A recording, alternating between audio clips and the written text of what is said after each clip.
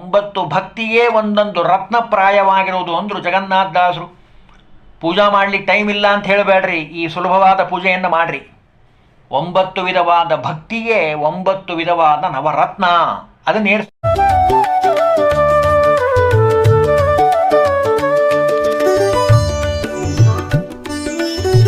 ಶ್ರೀ ಗುರುಭ್ಯೋ ನಮಃ. ಹರಿ ಓಂ.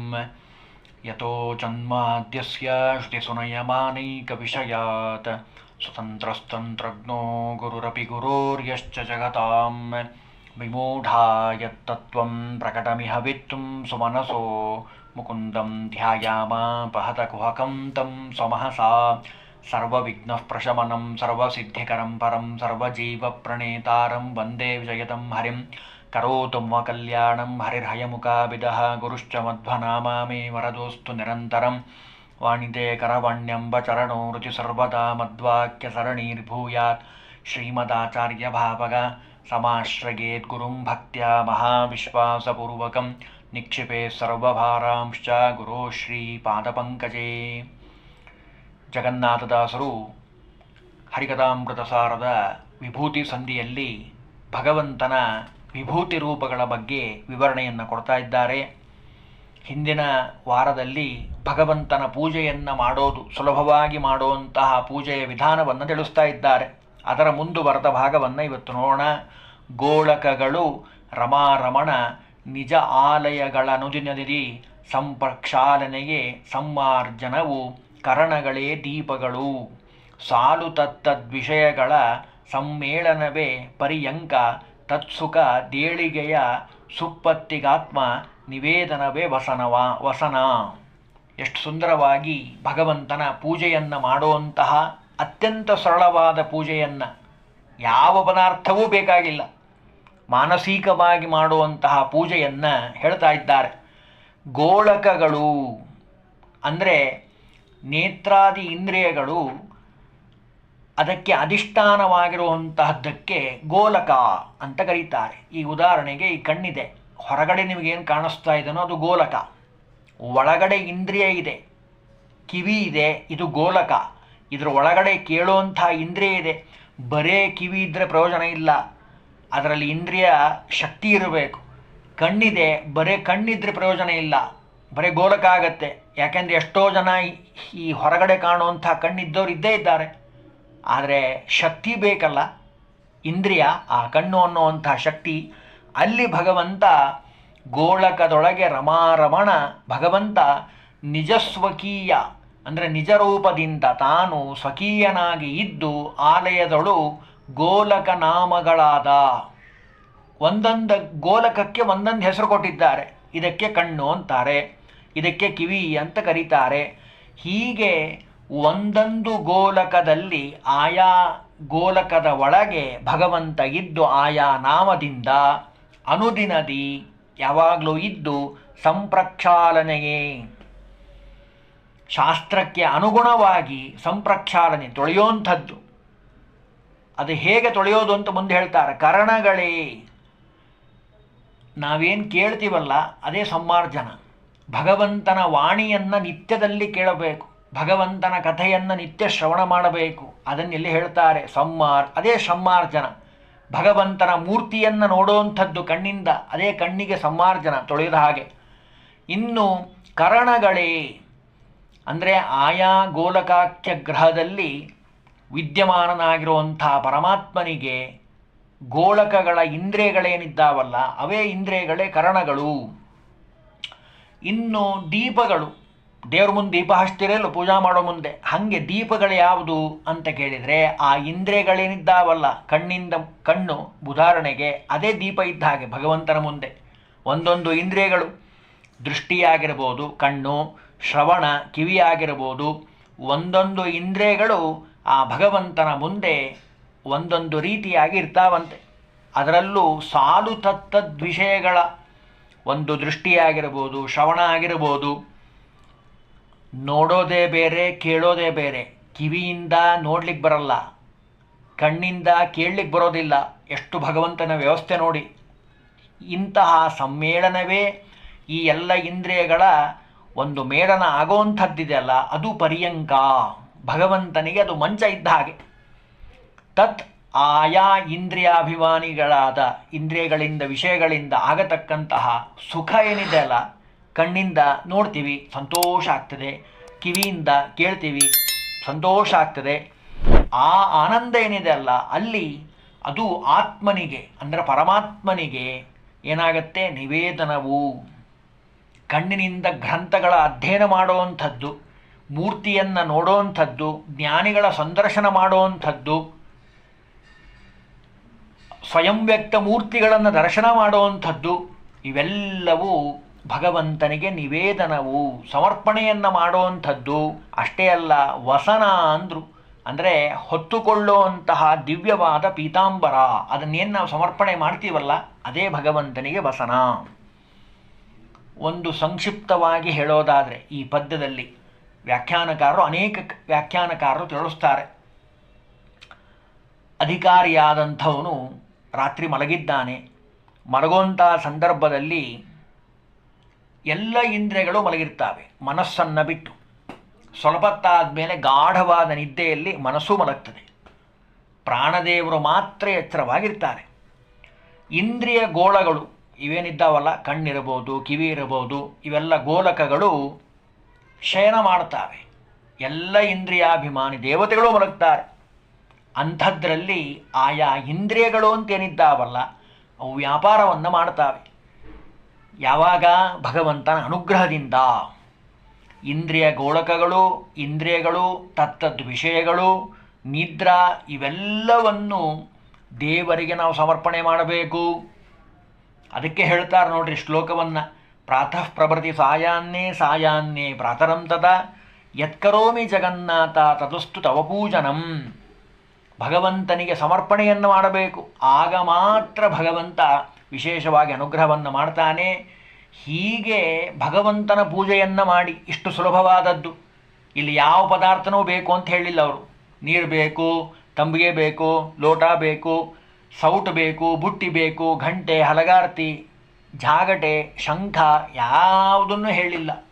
ಮನಸ್ಸಿನಲ್ಲೇ ಕೂತು ಆ ಭಗವಂತನ ಪೂಜೆಯನ್ನು ಮಾಡುವಂತಹ ಅತ್ಯಂತ ಸರಳವಾದ, ಎಲ್ರಿಗೂ ಮಾಡಲಿಕ್ಕೆ ಬರುವಂತಹ ಇಷ್ಟು ಮಾಡ್ರಿ, ಕೊನೆಗೆ ಭಗವಂತ ಅನುಗ್ರಹ ಮಾಡ್ತಾನೆ ಅಂತಾರೆ. ಇನ್ನು ಮುಂದೆ ಹೇಳ್ತಾರೆ, ಪಾಪಕರ್ಮವು ಪಾದುಕೆಗಳನ್ನು ಲೇಪನವು ಸತ್ಪುಣ್ಯ ಶಾಸ್ತ್ರ ಲಾಪನವೇ ಶ್ರೀ ತುಳಸಿ ಸುಮನೋ ವೃತ್ತಿಗಳು ಸುಮನ.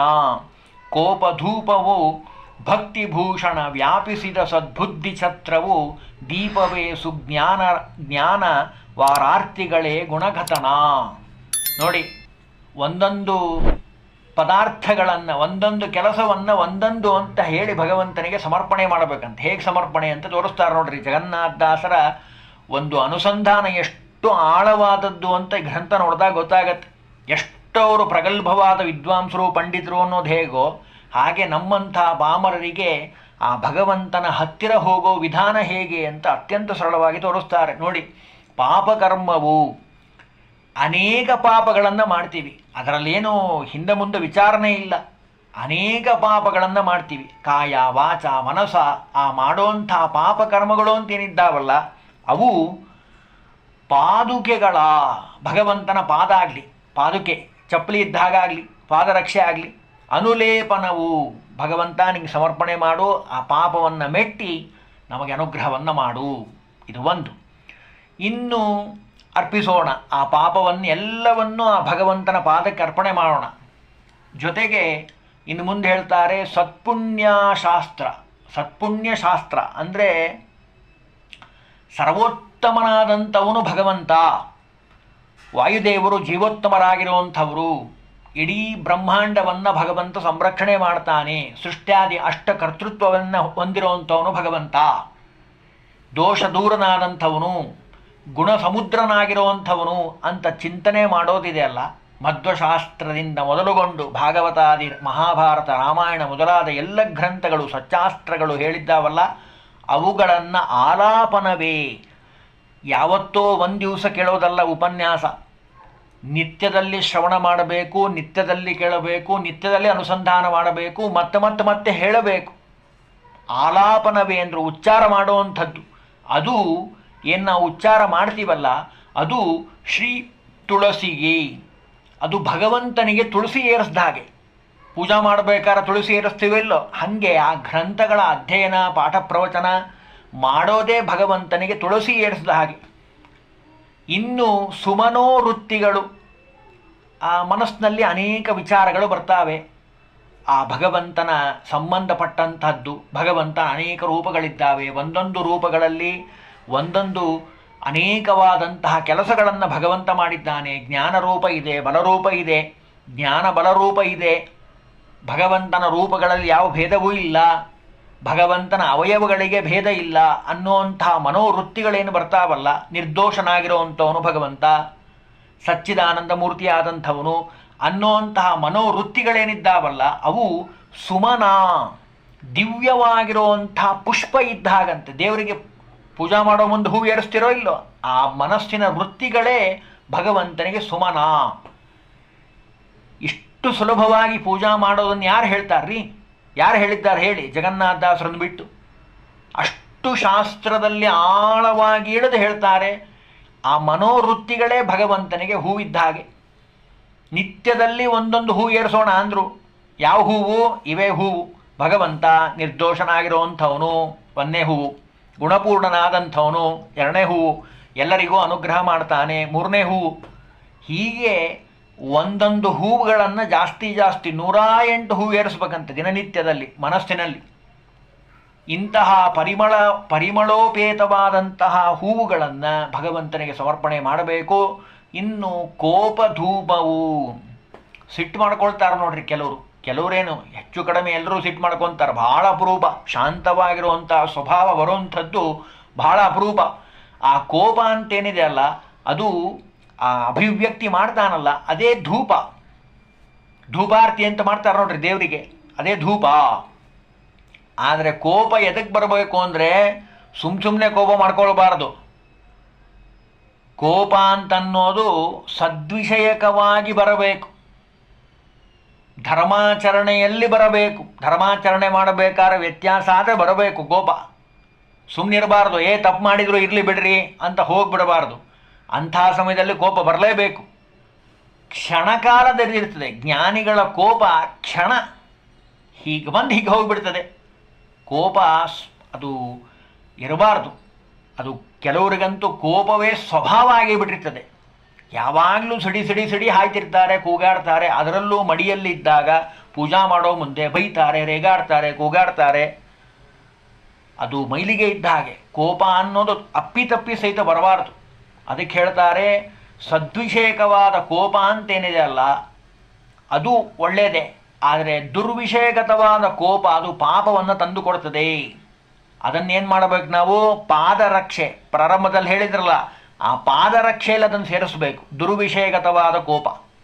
ಸದ್ವಿಷಯಕವಾದ ಕೋಪ ಅದು ಧೂಪ ಇದ್ದ ಹಾಗೆ ಭಗವಂತನಿಗೆ. ಇನ್ನು ಭಕ್ತಿಭೂಷಣ, ಭಕ್ತಿ ಮಾಡ್ತೀವಿ ನೋಡಿ, ಸರ್ವೋತ್ತಮನಾದಂಥವನು ಭಗವಂತ, ಕರುಣಾಶಾಲಿಯಾದಂಥವನು ಭಗವಂತ. ಮಹಾತ್ಮ್ಯ ಜ್ಞಾನಪೂರ್ವಸ್ತು ಸುದೃಢ ಸರ್ವತೋಧಿಕ ಸ್ನೇಹೋ ಭಕ್ತಿ ರೀತಿ ಪ್ರೋಕ್ತ. ಭಗವಂತನಲ್ಲಿ ಮಾಡುವಂಥ ಭಕ್ತಿ ಇದೆ ಅಲ್ಲ, ಅದು ಭೂಷಣ. ದೇವರಿಗೆ ಅನೇಕ ಹಾರಗಳನ್ನು ಹಾಕ್ತಾರ ಇಲ್ಲೋ? ಅನೇಕ ವಿಧವಾದ ಹಾರಗಳಿದ್ದಾವೆ. ಬಂಗಾರದ್ದು ಮಾಡಿಸಿರ್ತಾರೆ, ಬೆಳ್ಳಿಯ ಆಭರಣಗಳನ್ನು ಮಾಡಿಸಿರ್ತಾರೆ. ಅನೇಕ ವಿಧವಾದ ಆಭರಣಗಳು ಅಂತೇನಿದ್ದಾವಲ್ಲ, ನವವಿಧವಾದ ಭಕ್ತಿ ದೇವರಲ್ಲಿ ಮಾಡುವಂಥದ್ದು ಅದೇ ಆಭರಣ. ಅನೇಕ ರತ್ನಗಳಿಂದ ಕೂಡಿರುವಂಥದ್ದು 9 ರತ್ನಗಳು. 9 ಭಕ್ತಿಯೇ ಒಂದೊಂದು ರತ್ನಪ್ರಾಯವಾಗಿರುವುದು ಅಂದರು ಜಗನ್ನಾಥದಾಸರು. ಪೂಜಾ ಮಾಡಲಿಕ್ಕೆ ಟೈಮ್ ಇಲ್ಲ ಅಂತ ಹೇಳಬೇಡ್ರಿ, ಈ ಸುಲಭವಾದ ಪೂಜೆಯನ್ನು ಮಾಡಿರಿ. 9 ವಿಧವಾದ ಭಕ್ತಿಯೇ 9 ವಿಧವಾದ ನವರತ್ನ. ಅದನ್ನು ಏರಿಸ್ರಿ, ಹಾರ ಮಾಡಿ ದೇವರಿಗೆ ಭಕ್ತಿಯಿಂದ. ಅಷ್ಟೇ ಅಲ್ಲ, ವ್ಯಾಪಿಸಿದ. ಇವನಿಗೆ ಎಲ್ಲಿ ಏರಿಸ್ಬೇಕ್ರಿ? ದೇವರು ಎಲ್ಲಿ ಕೂತಾನೆ ಅಂದರೆ ವ್ಯಾಪಿಸಿದ, ಎಲ್ಲ ಕಡೆ ಇದ್ದಾನೆ ಭಗವಂತ. ಅಂಗುಷ್ಟದಿಂದ ಹೊರಗೂ ಇದ್ದಾನೆ, ಒಳಗೂ ಇದ್ದಾನೆ.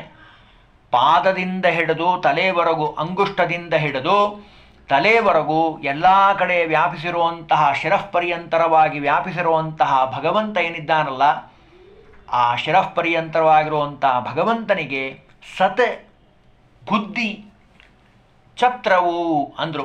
ಅಂದರೆ ಸತ್ ಅಂದರೆ ನಿರ್ದುಷ್ಟಗಳಾದ ಅವಯವಗಳ ಧ್ಯಾನದಲ್ಲಿ ನಿಷ್ಠಿತವಾಗಿರುವಂತಹ, ಯಾವಾಗಲೂ ಭಗವಂತನ ವಿಷಯದಲ್ಲೇ ಧ್ಯಾನ ಮಾಡುವಂತಹ ಬುದ್ಧಿ, ಆ ಮನೋವೃತ್ತಿ ಏನಿದೆ ಅಲ್ಲ, ಅದು ಛತ್ರವು ಬಿಂಬರೂಪಿ ಪರಮಾತ್ಮನಿಗೆ ಛತ್ರ.